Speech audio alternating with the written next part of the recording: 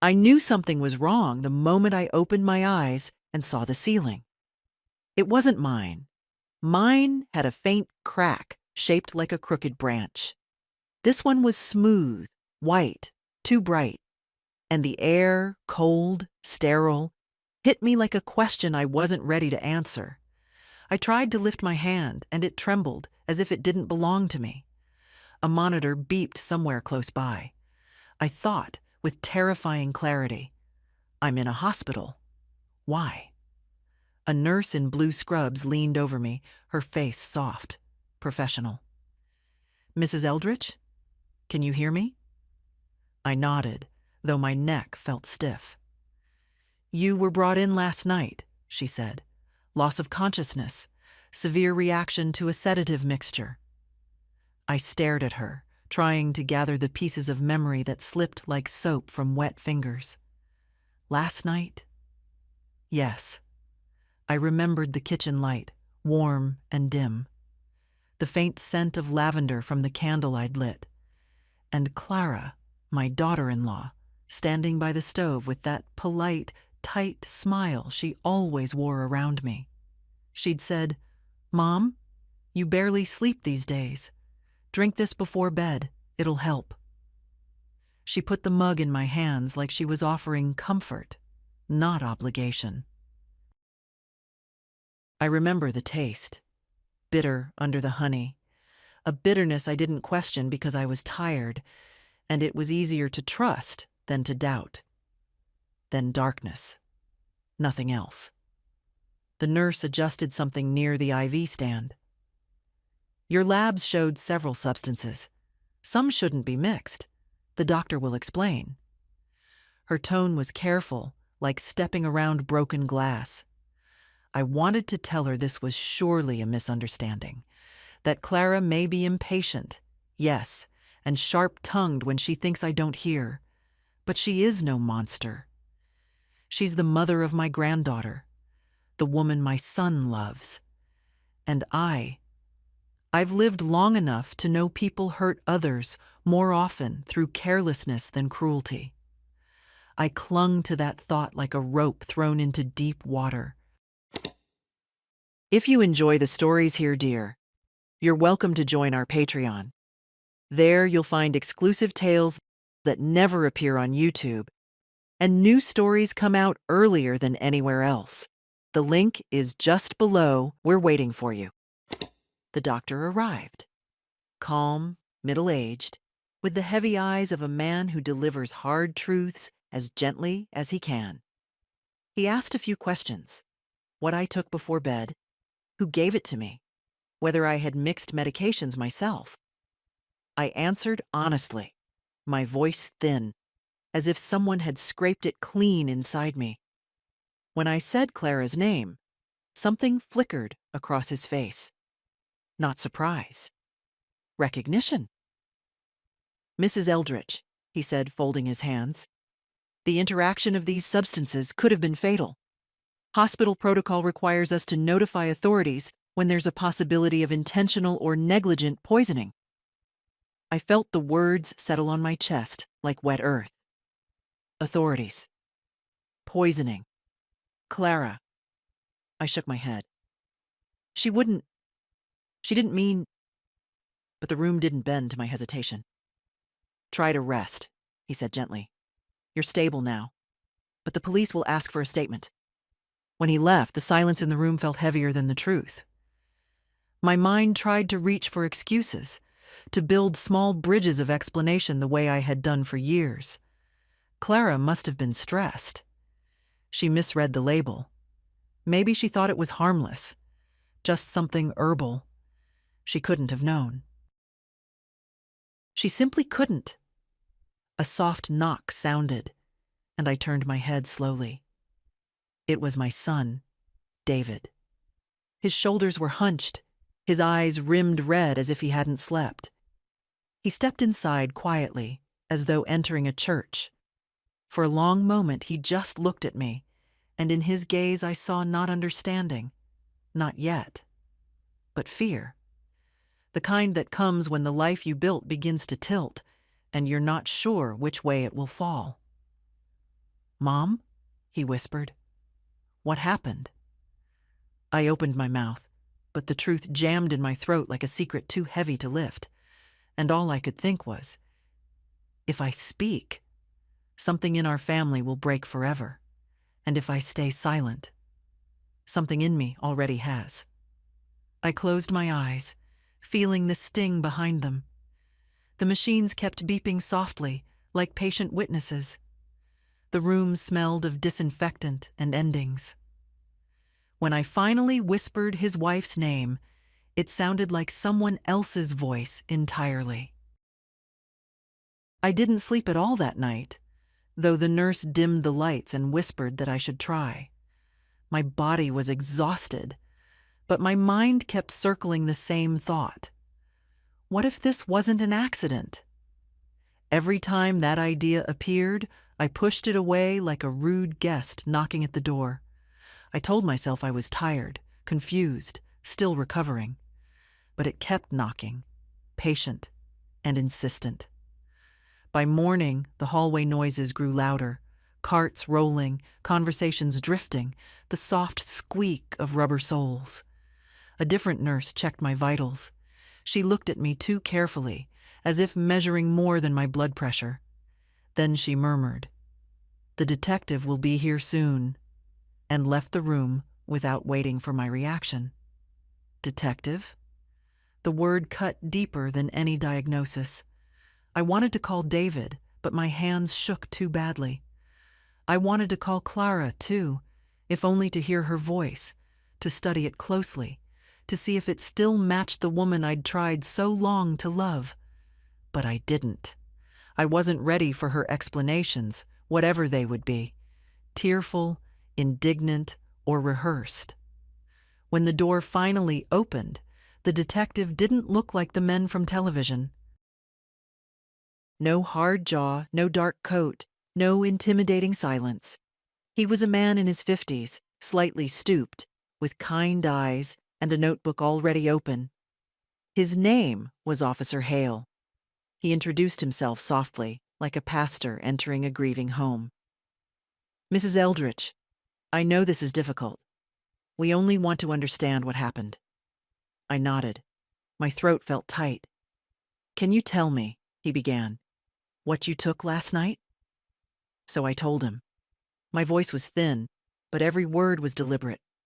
I described the mug, the smell, the way Clara handed it to me with a smile that didn't reach her eyes.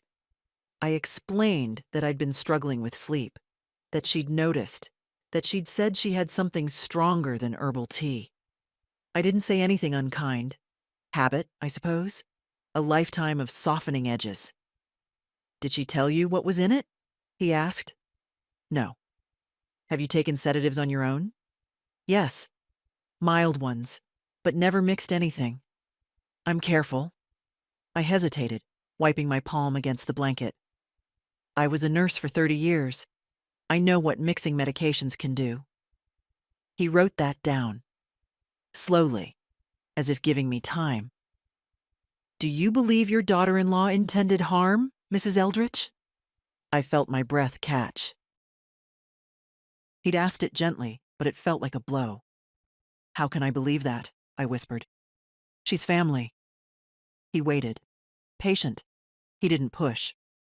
That somehow made it harder. "I think I don't know. Maybe she didn't understand how strong it was.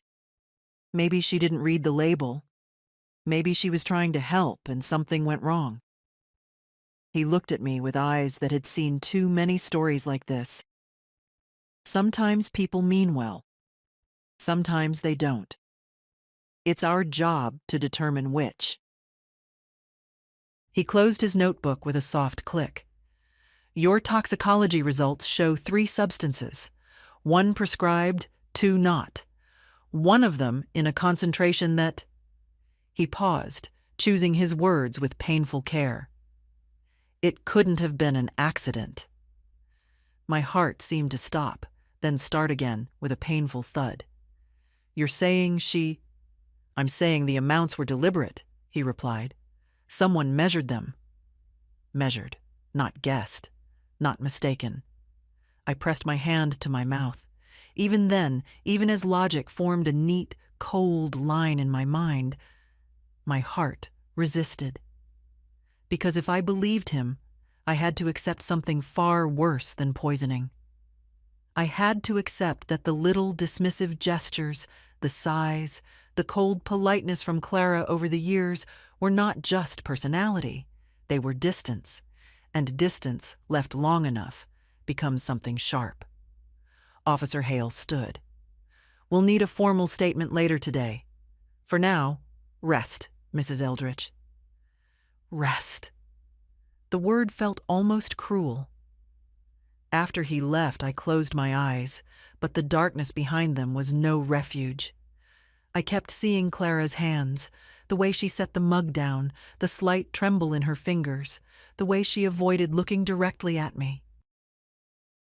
I had dismissed it then. I dismissed so much. By the time David returned mid-morning, I had rehearsed a dozen ways to tell him, each ending in his hurt, his confusion, his disbelief. But he surprised me. He sat beside the bed, held my hand carefully, and whispered. The detective spoke to me. I swallowed. "And?" David's voice cracked, though he tried to steady it. "Mom, did Clara give you that drink?" His eyes searched mine, not accusing, pleading, wanting truth but terrified of it. "She did," I said softly, "but I don't want to jump to conclusions." David closed his eyes as if bracing himself. "Mom, they found pills in our bathroom cabinet that weren't prescribed to either of us." I felt something inside me go still. Not break, no. That had happened earlier. This was something colder, a settling, a knowing. "I didn't want to believe it," he whispered, wiping his face with the back of his hand. "But I think something has been wrong for a long time." I didn't answer. I couldn't. I simply squeezed his hand. And for the first time since waking in that hospital bed, I allowed myself to think the thought I had been running from. Maybe this wasn't a mistake at all. Detective Hale returned in the afternoon, though he'd warned me it would happen. Between his visits, the nurses moved quietly around me, and David stepped out often to take calls, his voice muffled in the hallway, low and tense. I didn't ask what he was discussing. A mother knows when a son is holding something in, even if she no longer has the strength to pull it out of him. When the detective came in, he didn't sit right away. He studied the room, then me, as if gauging not just my words, but my ability to survive the ones he was about to ask for. "Mrs. Eldridge," he said gently, "I'd like to go over a timeline of events. Just take your time." I nodded, folding my hands on my lap. They looked thin in the morning light, like the hands of someone else, a woman who slipped away without protest. I wasn't sure when I'd become that woman. He began with simple questions. What time I'd last eaten. When Clara arrived. What she said. How she moved. The tilt of her voice. Whether the mug had already been prepared or if she'd mixed it in front of me. He wrote everything down. But at some point, his questions shifted. They moved from the night itself into the years before it, softly but unmistakably. "Has your daughter-in-law ever given you medications before?" "Yes." "And did she usually explain what they were?" "No," I whispered, but I didn't ask. A faint nod. "And has she ever pressured you to take anything you weren't comfortable with?" That question sat between us for a long time. I stared at the blanket, tracing the weave with my eyes. Pressured. Such a small word for so many moments. "Yes," I finally said, "now and then." But I told myself she was only trying to help. He didn't comment, just wrote. "Has Clara ever handled your personal documents? Banking, medical, legal?" Another pause. "Sometimes," I said, "when David was busy." "Do you recall which documents?" No." I trusted her. The truth wasn't the problem. My voice was. It trembled, and I hated that. I'd spent my life holding other people steady. Patience, my husband, my son. Yet here I was, shaking over memories I'd dismissed for years as trivial. Then he asked the question I had dreaded since dawn. Mrs. Eldritch, before last night, did you ever feel unsafe around her? I inhaled sharply.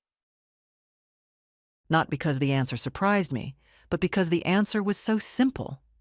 No, I said firmly.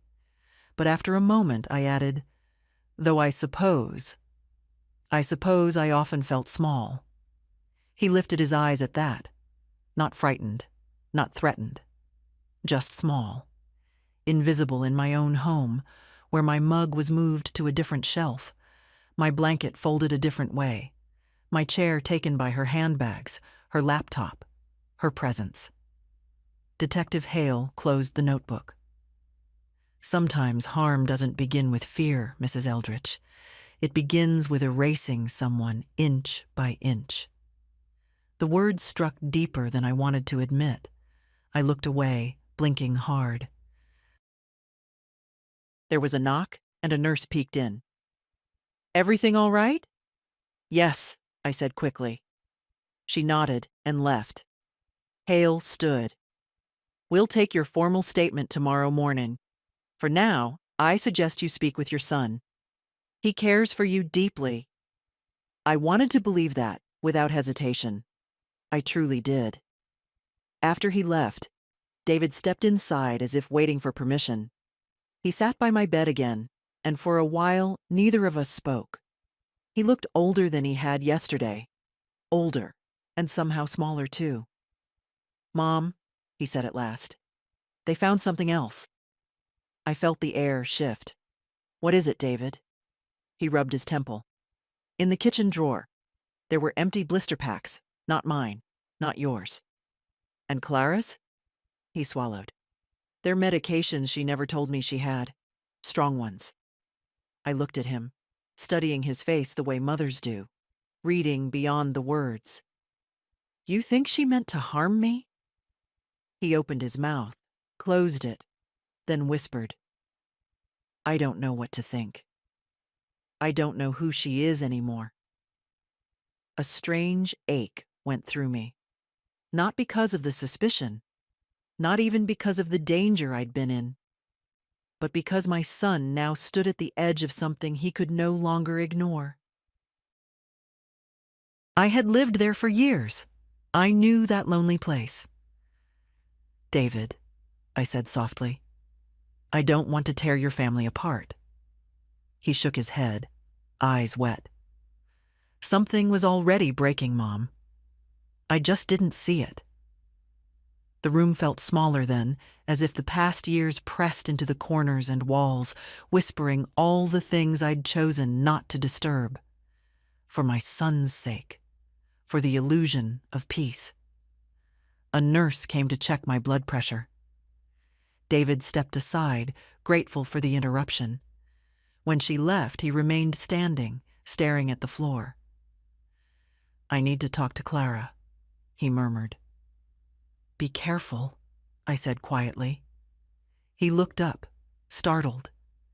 Perhaps it was the first time he'd ever heard me speak those words about his wife, without excuses or softness.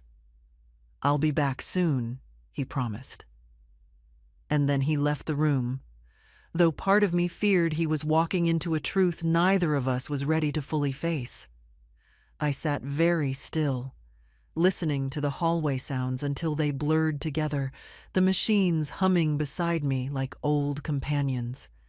For the first time since waking in this hospital bed, I wasn't afraid of the questions ahead. I was afraid of the answers. I didn't expect David to return quickly, but the hours stretched much longer than they should have. Afternoon light crawled up the wall like a slow confession, and every few minutes I caught myself listening for his footsteps. The nurses came and went. They spoke kindly, but I could feel something unspoken in their tone, the way people soften their voices around someone who has just learned an unpleasant truth. By the time David finally stepped into the room, the sun had dipped low enough to turn the windows gold. I knew before he opened his mouth that he had spoken to her. There was a heaviness in the way he closed the door behind him, a carefulness in his movements, as if he were afraid any sudden sound might crack whatever was left standing inside him. He sat, but he didn't look at me. Not right away. Instead, he rubbed his palms together slowly, the way he used to do before school exams when he was a nervous boy.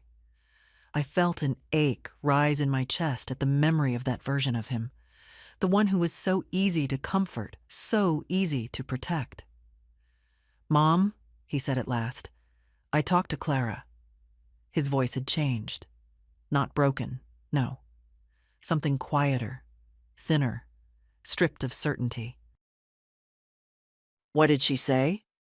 He breathed out, leaning back in the chair. "She said it was a mistake. She said she mixed up the bottles. She claims she only wanted to help you sleep." "And do you believe her?" That question sat between us like a heavy object neither of us wanted to touch. David ran a hand over his face. "I don't know."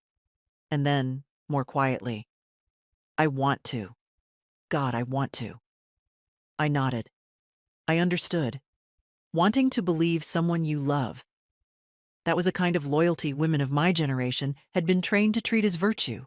Yet loyalty can blind more effectively than any poison.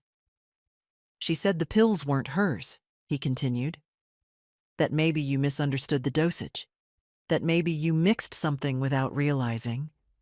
He stopped when he noticed the look on my face. Sharp, despite my trembling. "I spent 30 years in medicine, David," I said softly. "I know what I take, and I know what I don't." He nodded with a short, painful dip of the head. "I told her that, but she just kept insisting, and then she started crying." The corner of his mouth twitched, half pity, half bitterness. "You know how she cries, like the world has wronged her personally." Yes, I knew that tone. I had heard it in the kitchen when she thought I wasn't doing something the modern way. I had heard it when she rearranged my cupboards without asking, calling it helping me stay organized. I had heard it when she told David we needed boundaries. That was the year my visits dropped from weekly to monthly, then to occasional holidays, if it suited her mood. "What happened then?" I asked. David's jaw tightened. "She got angry, really angry. Said the police questioning her was humiliating. Said it was unfair that she had to prove innocence for an accident. She said—" He hesitated. "Say it," I whispered. "She said you're confused, that you exaggerate, that you're fragile." The word felt like a slap, though David hadn't meant it that way. Fragile. The convenient label for any older woman who refuses to collapse quietly into the corner, prepared for her. "I see," I murmured. David leaned forward suddenly, elbows on his knees. "Mom, please tell me the truth. Not the softened version. Not what you think will protect us, just the truth. Do you think she could have done this intentionally?" My heart pressed hard against my ribs. I looked at my son. Really looked. And saw in his eyes not just fear, but something rawer. Betrayal. The kind that tears through the careful arrangements of a life and leaves sharp edges lying everywhere. "I think," I said slowly, "that people don't wake up one morning and decide to harm someone they respect." He lifted his eyes to mine, and I watched the meaning settle into him, heavy and undeniable. "She hasn't respected me for a long time," I continued. "We both know that. You've seen it, even if you didn't want to admit it." David dropped his gaze again. "I'm sorry, Mom." "Don't apologize," I said gently. Seeing clearly is painful work. He let out a shaky breath. The police want to question her again tomorrow, separately. They said the toxicology report leaves no room for accidents. I know. He looked up. Are you afraid? I thought about the question. Really thought. The pain, the betrayal, the hospital, the cold edges of truth pressing in. None of it frightened me as much as one simple reality.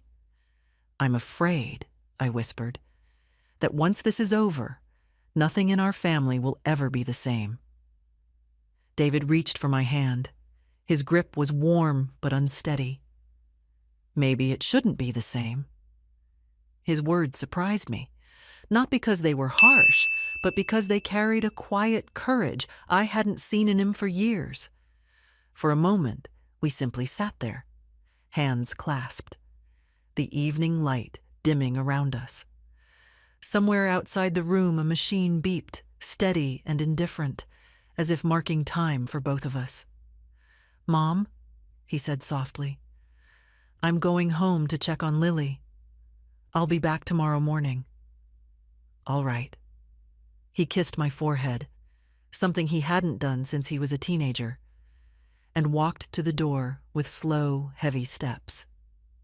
When he left, I closed my eyes and listened to the silence he left behind.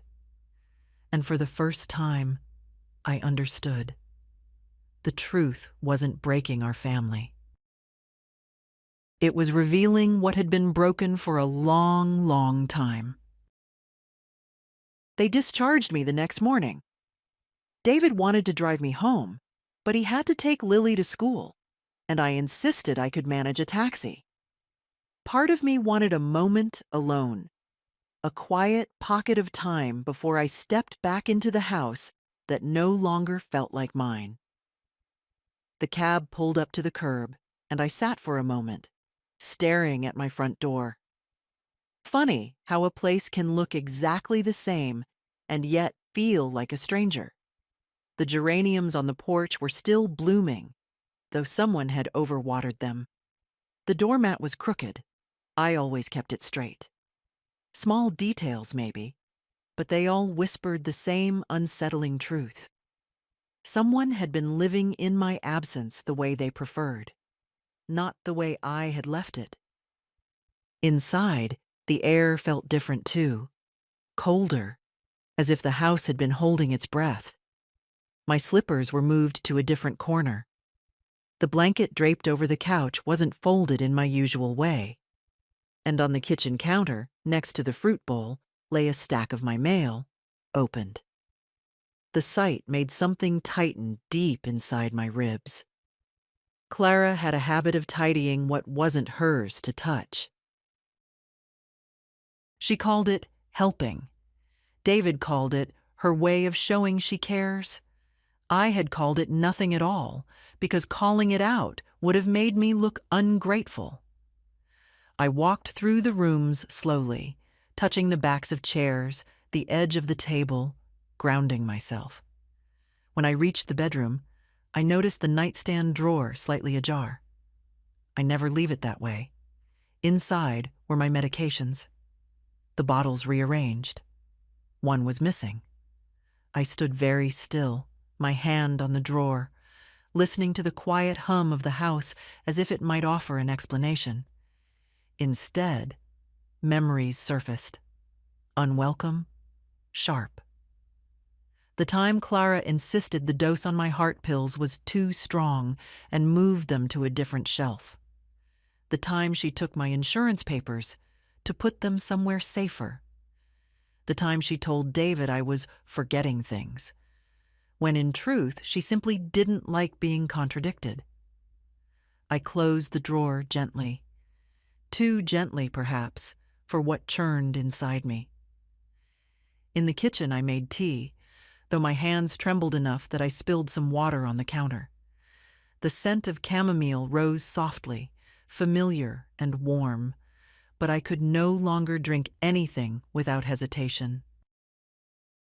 I stared at the mug for a long moment before taking the first sip, as if trust itself had become something that required effort. The front door creaked. I turned sharply. It was Lily, my granddaughter, her school bag still on her shoulder, her eyes wide with worry. She rushed to me with a kind of relief children no longer bother hiding once they become adults. "Grandma," she breathed, hugging me tight. "Dad said you were home. I told him I had to see you." I held her close, grateful for her warmth. She smelled like pencil shavings and wintergreen gum, the scent of someone who still lives honestly. "Are you feeling better?" she asked, stepping back to study my face. "I'm all right," I said. "Just tired." Her gaze flicked to my teacup, then back to me. "Grandma, I heard them arguing last night." She hesitated, lowering her voice. "Dad and Mom, he was asking her why she didn't call the ambulance right away. She kept saying she didn't realize it was that serious. But," her voice didn't sound sorry. A thin chill moved through me. "What exactly did she say?" I asked. Lily bit her lip. "She said she thought you'd exaggerated the dizziness before, that maybe you'd imagined it again." Dad got angry, really angry. He said she was twisting things. She paused. "I've never heard him talk to her like that." I set my mug down. "Thank you for telling me, sweetheart." She nodded, her eyes glistening. "Grandma, I don't believe what she's saying. I know you. I've always known." Her quiet certainty steadied something inside me, something long neglected. "Go back to school," I told her gently.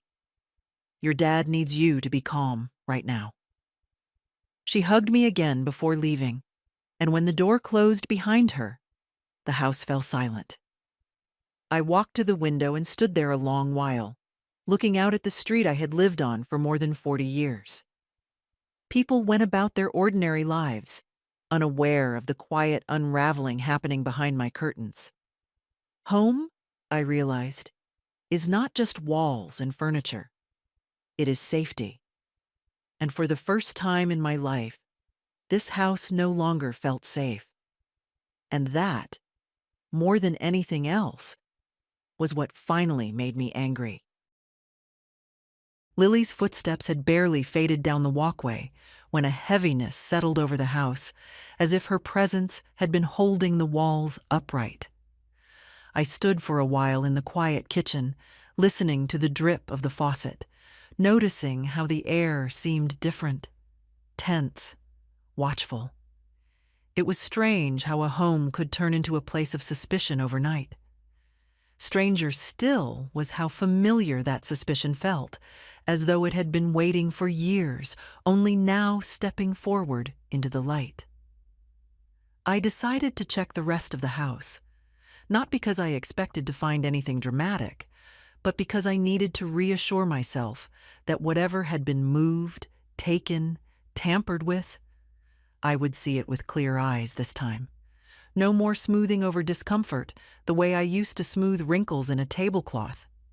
In the hallway closet, my coats were pushed aside to make room for Clara's jackets, all lined up neatly, expensive fabrics brushing against my old wool one. I touched the sleeve of one, surprised by how little it meant to me now. Once, I would have tried to make sense of it. Oh, she probably didn't realize she was crowding my things. But today, I saw it for what it was, a quiet claiming of space that wasn't hers. In the guest room, the room David used to sleep in as a boy, a suitcase stood open on the chair. Clara's, clothes still inside.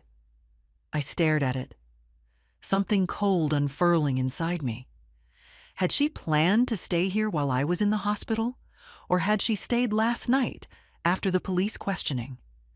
I didn't know which answer unsettled me more.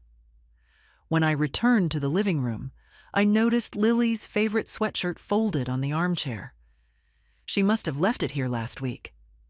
I picked it up, pressing the soft fabric to my chest, and for a moment the room didn't feel so hostile.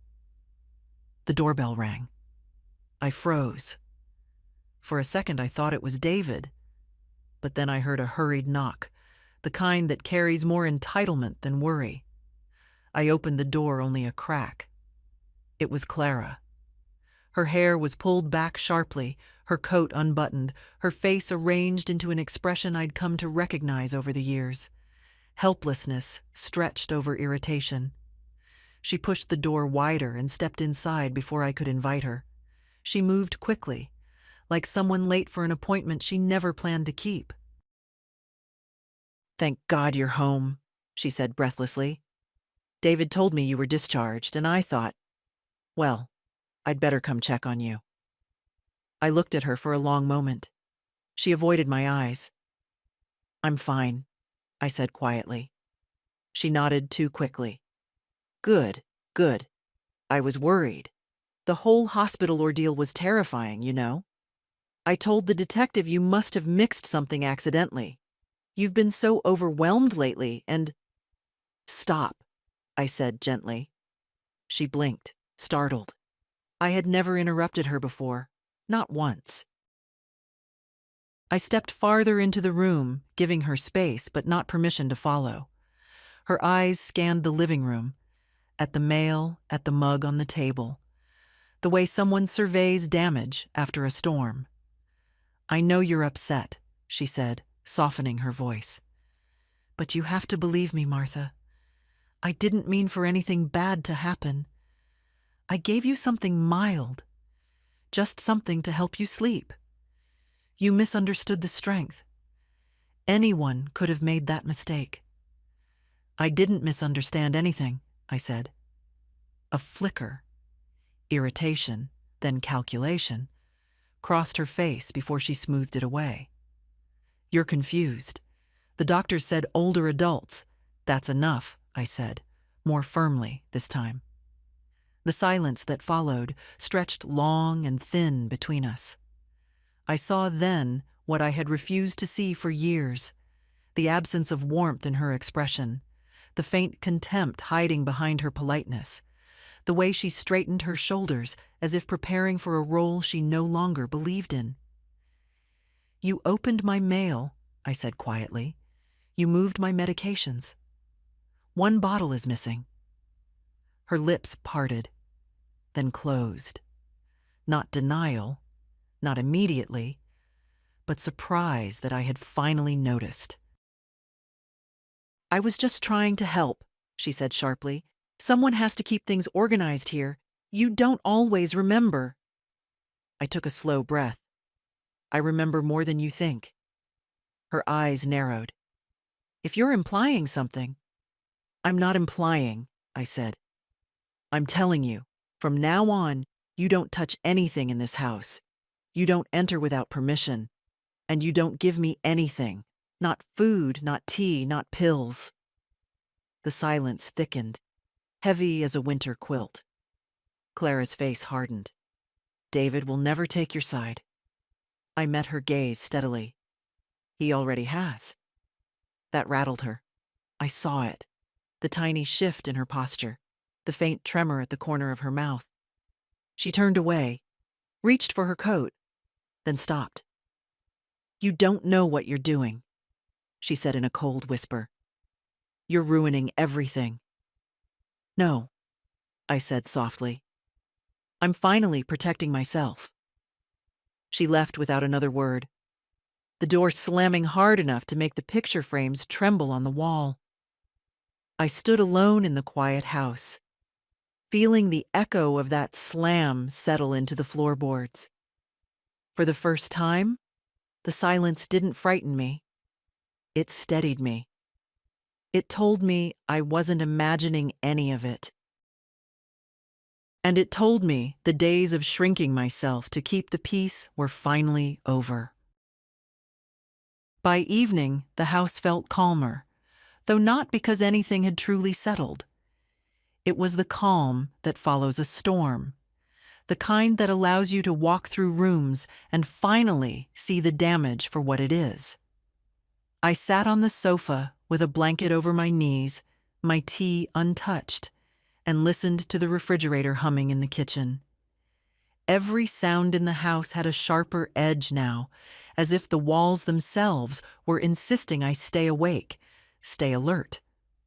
When the phone rang, I recognized Detective Hale's number.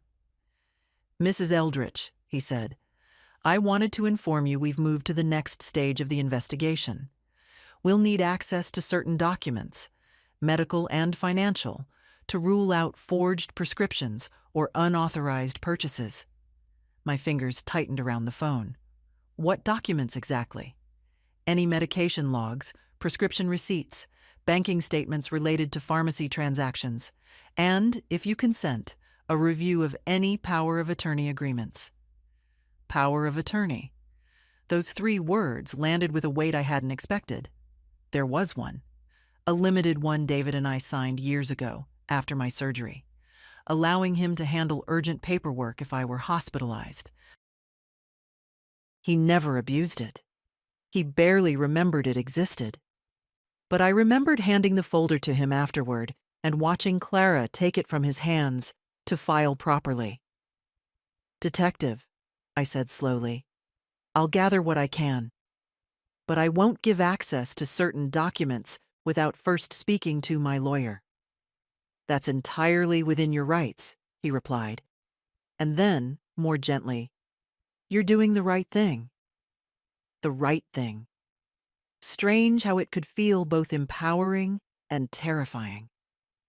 After the call, I sat in silence, my thoughts moving like slow tides. I had always believed asserting oneself was a loud act. Raised voices, slammed doors, ultimatums. Yet here I was, asserting myself simply by choosing caution over blind trust. And it shook me more than any confrontation. I went to the hall closet and pulled down the metal file box where I kept my folders. Medical papers, bank statements, insurance records. Dust coated the lid. I brushed it away with the back of my hand and carried the box to the dining table. The first folder I opened was old, brittle from being handled too many times. Bank statements lay neatly inside, except for one gap. A month missing. I frowned. I rarely misfiled anything. I checked the back. Nothing. A small tremor ran through me. Had Clara taken it? Or had I simply forgotten? No, I would not start doubting myself now. The next folder held pharmacy receipts. Several recent ones were paper-clipped together. But again, one was missing. I remembered it clearly. The last bottle of sleeping tablets I purchased. I specifically remembered because Clara had commented, "You shouldn't be taking those, Martha. Doctors these days overprescribe to older patients." I sat back in the chair, letting the pattern form. Missing documents, moved medications, anxiety disguised as assistance, control disguised as care. I didn't cry. I didn't tremble. Instead, I felt something subtle shift inside me, the quiet reclaiming of a voice that had been ignored for too long. The doorbell startled me. I tensed before forcing myself to breathe. It was David.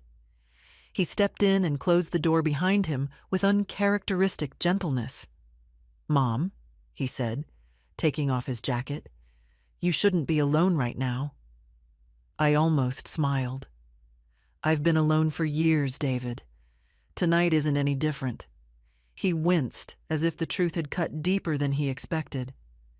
Then he noticed the open folders on the table. "You're organizing things?" "Preparing," I said. "The detective needs copies." David pulled out a chair and sat. He didn't touch the papers immediately. He just watched me, his eyes tired but clearer than they'd been in a long time. "Mom, did you know Clara tried to tell the detective you might have confused your medications because of your age?" He said it carefully, as if hoping I would say it didn't bother me. But it did. It bothered me deeply. "I'm old," I replied calmly. "I'm not incompetent."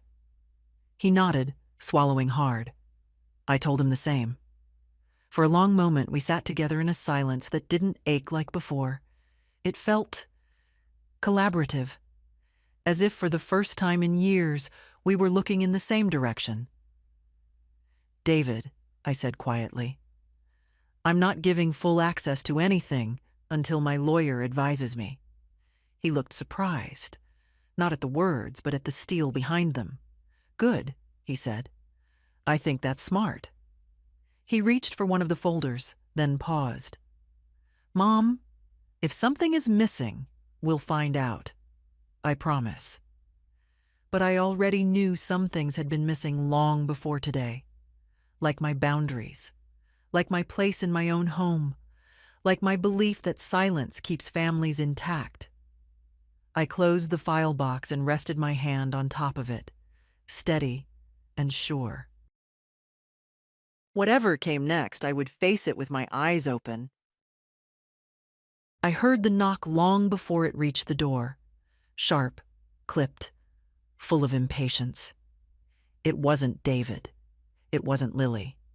I knew exactly who it was, and for a moment I simply stood in the hallway, breathing slowly, letting my heart settle into something steady. I had promised myself I wouldn't shrink anymore, not in my own house. When I finally opened the door, Clara pushed inside without waiting for an invitation. She moved past me with the confidence of someone who believed the space belonged to her more than to me. "Martha, we need to talk." Her voice was tight, trembling, not with fear, but anger. "David says you've been telling the detective I gave you something dangerous. That's ridiculous." "I told him the truth," I said quietly. She spun toward me, eyes sharp. "Your truth," she snapped, "which is distorted lately. You forget things. You misinterpret things. You take comments personally and twist them." Ah, there it was. The script she had prepared.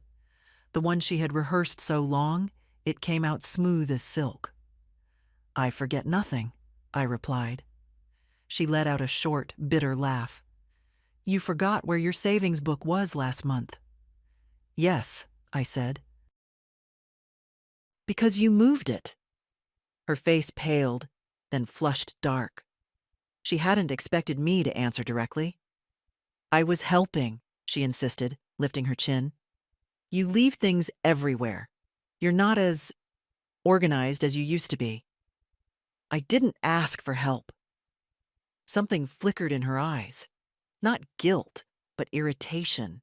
The kind a person feels when a mirror is held up unexpectedly. She stepped closer, lowering her voice.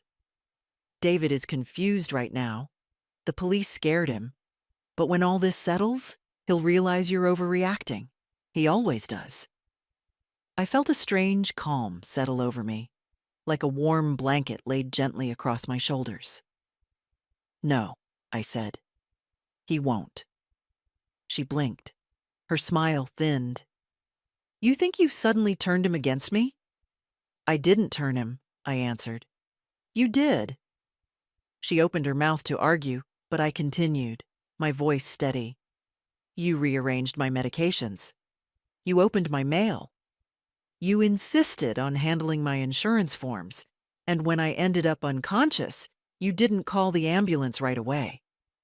I paused. "Lily heard you argue with David. She heard what you told him."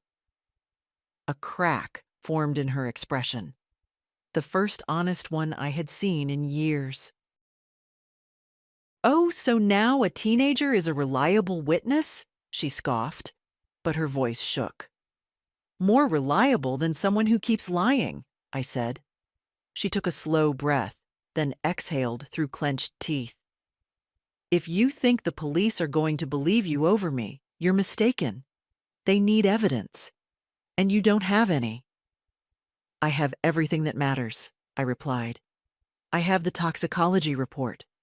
I have the missing documents, and I have my own word, which I no longer diminish to protect you." Her eyes narrowed to thin slits.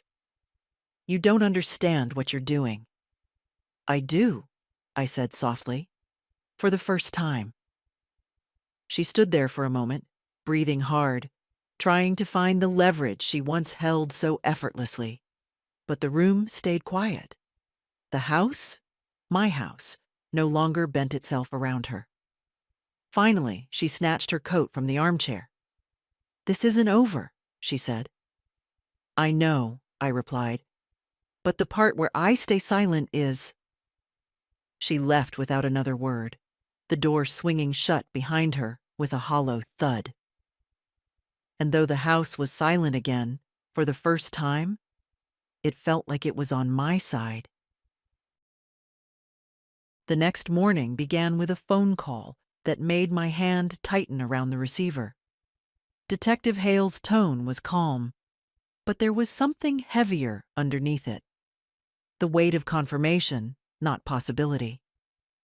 "Mrs. Eldritch," he said, "the toxicology report is finalized. The levels of zolpidem in your blood were over 5 times the therapeutic dose, combined with the antihistamine and the opioid traces. It created a dangerous respiratory suppression." I closed my eyes. "Meaning?" "Meaning this wasn't an accidental combination," he replied. "Someone prepared the mixture." Prepared, not guessed, not improvised. Prepared. A strange stillness spread through me, not fear, not yet, but something colder, deeper, like the way a body reacts before stepping into freezing water. I held the phone a moment longer, listening to the quiet hum on the other end. "We'll be questioning Clara again today," Hale continued. "Separately from your son." "I see. You should stay home and keep your door locked." "I will." After I hung up, I sat at the kitchen table and stared at the steam rising from my tea. I could still feel the faint outline of Clara's last words in the air. "This isn't over." She had said it like a promise, not a threat. But Hale's tone told me it was both. David arrived around mid-morning, his face pale from too little sleep. He sat down heavily across from me. "They took her in for questioning," he said quietly. "She wasn't happy." "I imagine not." He rubbed his temples. "Mom? They showed her the report. She kept insisting she thought it was herbal, but she couldn't explain where the other medications came from." I watched him closely. "And you?" He hesitated. I asked her directly, "Did you give my mother something you shouldn't have?" She wouldn't answer. She just kept crying, saying we were all turning against her.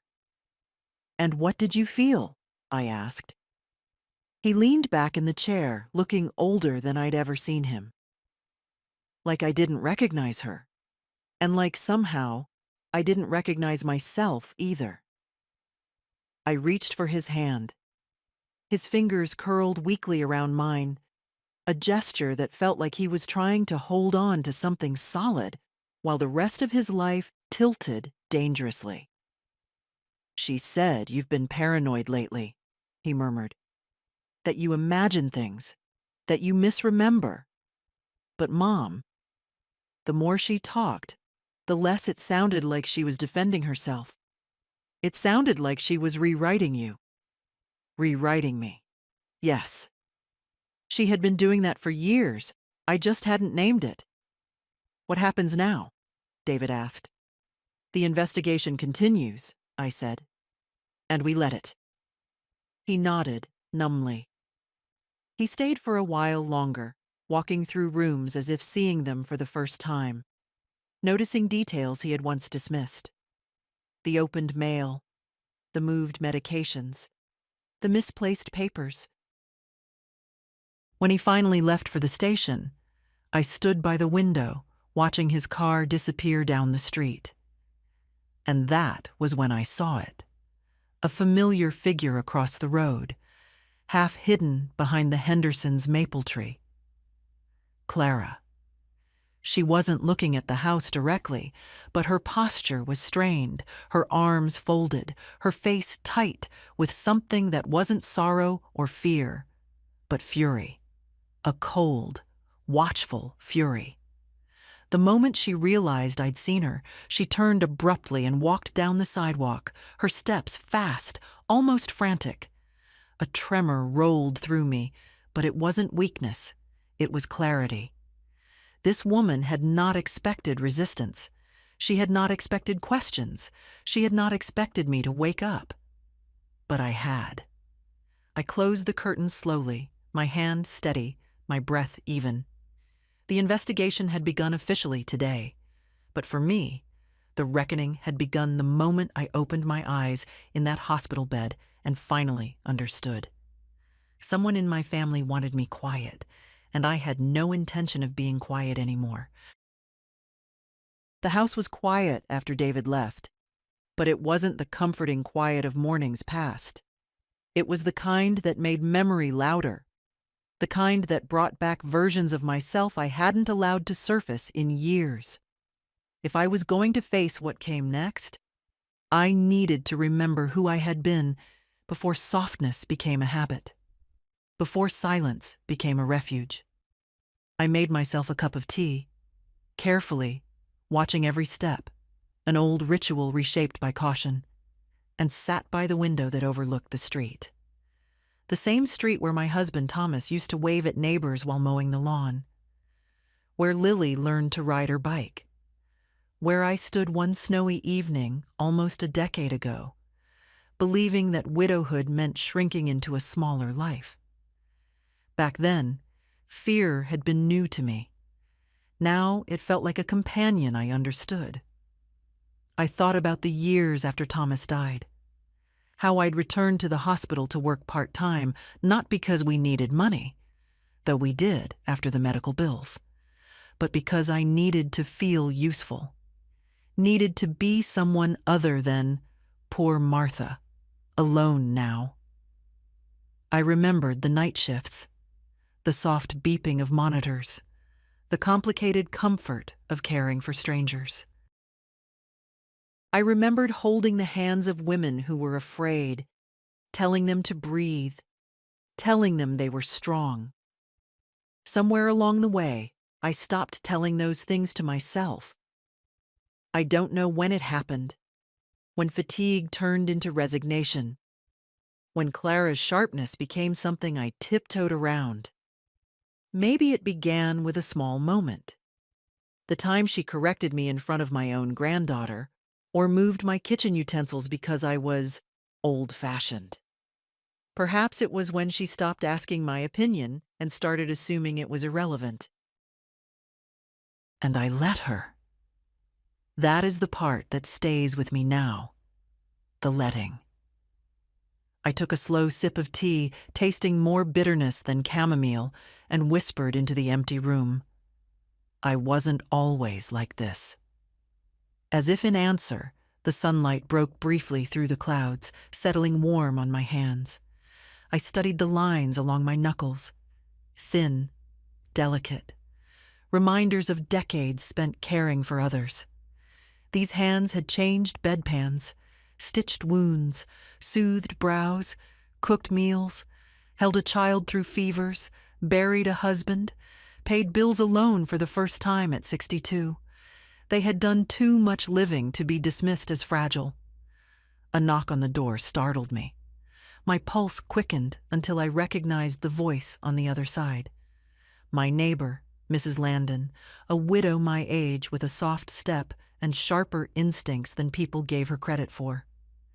When I opened the door, she looked me over in one sweep. "Saw your son's car here earlier," she said. "You all right, dear?" No one had asked me that without motive in a long time. "I'm fine," I said, then corrected myself. "I will be." She reached out, patting my arm with a gentle firmness. "If you need anything at all, I'm next door. And I don't mind minding someone's business when it's for a good cause." I managed a small smile. "Thank you." After she left, I closed the door slowly, touched by the simple kindness, but also reminded of something I had forgotten. I was not built to be powerless. I had walked through far darker moments and found my way back. And as I stood there, listening to the steady rhythm of my own breath, a new thought settled in my chest. Steady, unshakable. Maybe this ordeal wasn't just about what Clara had done. Maybe it was also about what I was finally willing to stop enduring. I walked back to the table, where the folders lay neatly stacked, and placed my hand atop them. Whatever strength I once had wasn't gone. It had simply been waiting. David returned in the late afternoon, looking as though the weight of 2 households had settled on his shoulders. His eyes were red, but not from crying, from exhaustion, from thinking too hard, from the kind of strain a man feels when he realizes he has been standing on a fault line without knowing it. He sat down across from me at the dining table, where the folders still lay like silent witnesses. He didn't reach for them this time. He just rested his elbows on his knees and held his head in his hands. "They questioned her again," he said finally. "She kept changing details. First, she said she never saw your pills. Then she said she reorganized them for you. Then she said she mixed the drink but only used a harmless sleep aid. The detective told me the dosages were precise. Too precise." He lifted his face, and there was something broken in his expression. Not shattered, but cracked open in a way that could no longer be ignored. "Mom, I don't know who to believe," he whispered. "I don't know how I missed all of this." I took a slow breath. Sometimes love makes us blind, David. Sometimes fear does. He shook his head. "Fear of what?" "Fear of admitting that someone you share a life with is capable of harm. Fear of seeing patterns you've been avoiding." I touched his hand gently. "Fear of losing the family you thought you had." He looked at me then, really looked, and I saw the truth settle into him with a heaviness that was almost visible. "I kept defending her," he said quietly. "Every time you said she'd snapped at you, I said she was stressed. Every time you looked hurt, I told you that you misunderstood. I didn't want to see what she was doing." He swallowed. "To you, to me. You were trying to keep your family together," I told him softly. "That's not a sin." "But it wasn't together," he said. "It was balanced on a lie." He leaned back in the chair, staring at the ceiling. The detective asked me if there were any signs of controlling behavior. I didn't know what to say. But then I remembered how she hid our financial documents from me last year. How she told me you were too forgetful to handle your own mail. How she insisted on managing Lily's school calls because she thought I was too disorganized. He paused. "I didn't see it as control. Not until now." "Some forms of harm don't look like harm," I said. "Not until you're standing far enough away." He pinched the bridge of his nose. "Mom, there's something else." He hesitated. "They're checking the signature on your old power of attorney documents to make sure it hasn't been altered." I felt the world still. "Altered how?" "There's a possibility someone added a clause recently. The investigator said the ink ages don't match." His voice shook. "Mom, did you ever sign anything new with Clara?" "Anything at all?" "No," I said firmly. "Nothing." He ran a hand across his face. "Then she had no right to touch those papers." He looked physically ill at the thought. God, how did I not see it? I reached across the table, touching his wrist. "Because you trusted her. Trust is not a flaw." He exhaled shakily. "She's furious with me. Says I betrayed her. Says I should stand by her." "And will you?" I asked. The silence that followed was long, heavy. When he finally spoke, it was with a voice stripped to its truth. I can't stand by someone who endangered you, Mom. I can't stand by someone who lies every time the truth would cost her. A small, fragile relief bloomed somewhere deep inside me. Not joy, not triumph, nothing so loud. Just a quiet exhale after years of holding my breath. I don't know what happens next, he said. Honesty, I answered gently. That's what happens next. He nodded slowly, as if the word itself gave him something to hold on to. For the first time, I saw not just my son sitting across from me, but a man choosing the truth even when it tore through everything he loved. And somehow, that felt like the beginning of something we both had needed for a very long time. The next 2 days unfolded with a tension that clung to the air like humidity before a storm. I moved through the house quietly, aware of each sound, each shift of floorboard, each passing car outside. It wasn't fear. Fear has a wildness to it, a sharp edge. This was something steadier, heavier. A readiness, perhaps. A bracing. Detective Hale called early in the morning. "Clara has obtained an attorney," he said. "She's refusing further questioning without legal counsel." Of course she was. Clara had always been quick to claim victimhood the moment she felt control slipping, but something in his tone told me that this wasn't the shield she hoped it would be. "We're examining her purchase records," he continued, "as well as her text messages, and there's a discrepancy in her timeline." Discrepancy. Another small fissure widening. After the call, I sat at the kitchen table with my tea, hands wrapped around the mug for warmth. The steam rose in faint curls, and I felt a strange detachment, like watching someone else's life through a window. Only it was mine. Every corner of this house held pieces of me, yet now those pieces felt sharper, edged with betrayal. David arrived mid-morning. He didn't knock. He walked in slowly, as though uncertain which version of his life he'd find today. "She's angry," he said without greeting. "She's blaming me. She says the investigation is only happening because I didn't defend her strongly enough." "Did you defend her?" I asked gently. He shook his head. "No, I couldn't. And she knows it." He took a seat across from me, rubbing his eyes. "Mom, she told me she thinks you're doing this to punish her. She said you've always resented her, that this whole thing is some twisted revenge." I felt a flicker of disbelief, then a kind of sad amusement. "Revenge," I repeated softly. "After all these years of silence?" He nodded. "She doesn't see it. She doesn't see any of it." That, perhaps, was the truth that hurt him most. "She's called my phone non-stop," he added. "Left messages, crying, angry, pleading." He exhaled. "But none of it sounds like innocence. It sounds like desperation." We sat in silence for a moment. Then David said, "The detective thinks she changed something in the trust documents. He's pretty sure the signature was altered. I told them to check everything." A coldness spread through my chest. Not fear, but recognition.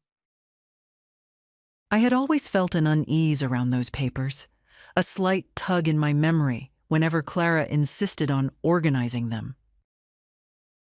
"Mom," David said, voice barely above a whisper, "the lawyer called me. He said any signature tampering could lead to criminal charges, real ones." I looked at my son carefully. He wasn't asking permission. He wasn't asking me to protect her. He was telling me what he already understood. The woman he married had crossed a line that could not be undone. "What will you do?" I asked. He swallowed. "I told her she needs to stay somewhere else tonight. She refused at first, said this is her home, but I insisted." "And Lily?" "She's staying with a friend until things settle." His voice grew tight. "She's scared, Mom. She doesn't say it, but I see it." I reached across the table and touched his hand. He held mine tightly, like a man reaching for solid ground in a shifting world. "You're doing the right thing," I whispered. He nodded, eyes glistening, not with sorrow, but with something that looked painfully close to resolve. "There's more," he said. The investigator found internet searches on Clara's tablet about sedatives, about ratios, about interactions. The words hung in the air, dense and heavy. "David," I said softly, "I'm so sorry." He shook his head. "Don't be." "I'd rather face the truth now than continue living in the dark." He stood slowly, as though his body carried twice its weight. "I'll be at the station if you need me," he said. "They may ask for updated statements." When he left, the door clicked shut behind him with a softness that felt like grief. I finished my tea, the last sip gone lukewarm, and set the cup down carefully. Clara had begun to realize this wasn't a misunderstanding she could cry her way out of, and I had begun to realize that survival sometimes looks like telling the truth after a lifetime of whispering it only to yourself. I didn't sleep that night, not out of fear, but because for the first time in years, my mind was fully awake, clear, steady. I sat at the dining table long after midnight, the lamp casting a soft circle of light over the folders I had gathered. It felt almost ceremonial, like laying out the pieces of a life before deciding how to protect it. By morning, I had made my decision. I called a lawyer, not the one David and I had used after my surgery, a new one recommended by Mrs. Landon's nephew, a woman named Evelyn Carlyle, known in town for her quiet competence and her unwillingness to be intimidated.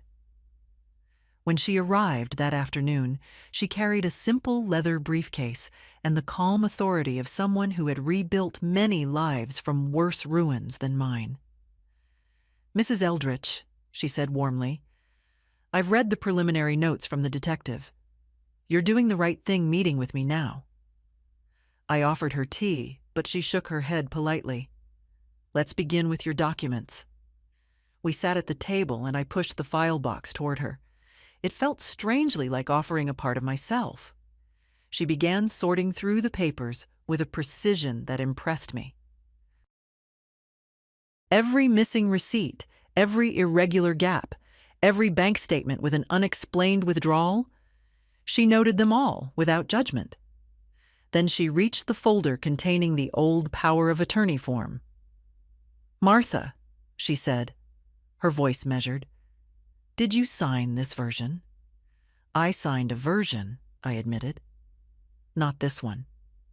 The signatures match your handwriting," she said, "but the pressure, the ink flow, the stroke order, they suggest tracing." She paused. "This clause here, the one granting access to financial accounts, was not part of the original form." A coldness settled along my spine, though I had expected this. "So she took it," I said quietly, "and altered it." Evelyn nodded once. "Yes, and that is a criminal offense. But more importantly, it means we need to secure everything now, legally, formally, without delay." She opened her briefcase and removed several documents. "This," she explained, sliding the first paper toward me, "revokes all previous powers of attorney, effective immediately. The next paper, this creates a new medical directive, one that no one can manipulate. Another, a revocable living trust. We transfer ownership of the house and your accounts into it. You retain full control. No one can access anything without your explicit consent." I traced the edges of the papers lightly with my fingertips. "And Lily?" I asked. "I'd like her to receive what I leave behind." Evelyn smiled gently. "We'll name her as beneficiary, clearly, formally. and irrevocably. For the first time since this ordeal began, I felt something inside me loosen, not weakness, but release. A letting go of all the quiet compromises I had made for years, all the silent endurance. Evelyn placed a pen beside me. "Whenever you're ready." I signed each page carefully, my hand steady, my breath even. With every signature, I could almost feel a faint lifting in my chest, an undoing of a long, invisible weight. When the final document was signed, Evelyn gathered the papers neatly. "You've taken back control of your life," she said gently. "That isn't easy at your age, but it's powerful." I nodded. "I should have done it sooner." She held my gaze. "You did it now. That's what matters." After she left, I remained at the table, staring at the empty space where the folders had sat. The house felt different, not safer yet, but reclaimed, as though my name had been rewritten into its foundation after fading for too long. And for the first time in many years, I felt the quiet, unshakable certainty that my life belonged to me again. The house felt different after Evelyn left. Not lighter, not exactly, but aligned. As if the walls themselves had shifted slightly, recognizing me again. My name was on every document now, my control restored not by kindness or trust, but by law. I walked through the rooms slowly, touching familiar surfaces. The mantel, the back of the sofa, the worn banister Thomas once polished each spring. For the first time in a long while, these things felt like mine without apology.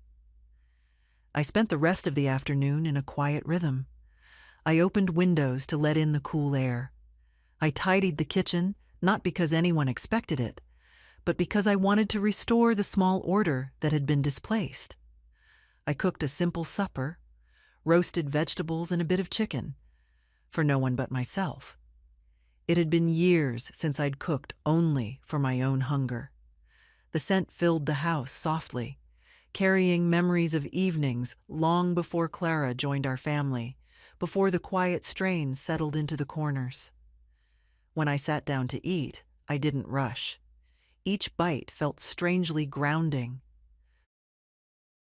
I thought of all the meals where I had tried to make myself a small presence, accommodating tastes that weren't mine, adjusting recipes to avoid criticism that always came anyway. Tonight, no one commented. No one judged. No one rearranged the table as if my choices were flawed. After dinner, I stepped outside to the porch. The sky was turning the color of faded lilac, streetlights flickering one by one. Across the road, I saw Mrs. Landon watering her flowers, and she lifted her hand in greeting. I returned the gesture. It felt good. Simple, human, warm. A moment untouched by conflict. Inside again, I began sorting through a drawer of small things, old letters, photos, little reminders of a life that had once felt fuller. There was one picture of David as a boy, standing on a beach, holding a crooked seashell he'd found. His smile was wide, unburdened. I traced the outline of his face and wondered how long he'd carried the weight of keeping peace between two women who never understood each other. My phone buzzed, a text from David. "I moved out for the night, staying at a friend's. Lily's safe with her classmate's family. I'll explain everything tomorrow. Try to rest, Mom." I read the message twice, not because I doubted it, but because it marked a shift I had never expected to see. David choosing distance, choosing truth, choosing clarity over comfort. It was painful for him, I knew that, but also necessary. Some truths carve their own paths, whether we're ready or not. I replied simply, "I'm proud of you." Then I set the phone aside and returned to the drawer. At the back lay a small wooden box Thomas had made me the first year we married. Inside were little things I'd collected over decades: a pressed camellia, Lily's first drawing of our house, a tiny pin shaped like a stethoscope, a gift from a patient my final year at the hospital. I held the pin in my palm, remembering that version of myself: steady, capable, unafraid to speak. I realized she had never left. She had only quieted herself, as women so often do when the world around them grows demanding or dismissive. But now, in the stillness of my reclaimed home, I felt her return. Not loudly, not triumphantly, but with a soft certainty that wrapped around me like a shawl. I brewed a cup of tea and carried it to the living room. I didn't add honey. I didn't decide against it because someone else preferred it plain. I simply chose for myself. When I settled into my old armchair, the cushions accepted me the way they always had, shaping themselves to my familiar weight. Outside, a breeze brushed the window. Inside, everything was calm. And for the first time in many years, the quiet didn't feel like loneliness. It felt like peace. Morning came softly, without urgency. I woke to the faint hum of the heater and the muted rustle of the maple outside my window. For once, my first thought wasn't fear. It wasn't even worry. It was a quiet awareness that something inside me had finally settled into place after years of shifting uneasily, like a chair that never sat flat on the floor. I made my breakfast slowly. Oatmeal, a slice of pear, a small cup of tea I prepared without second-guessing myself.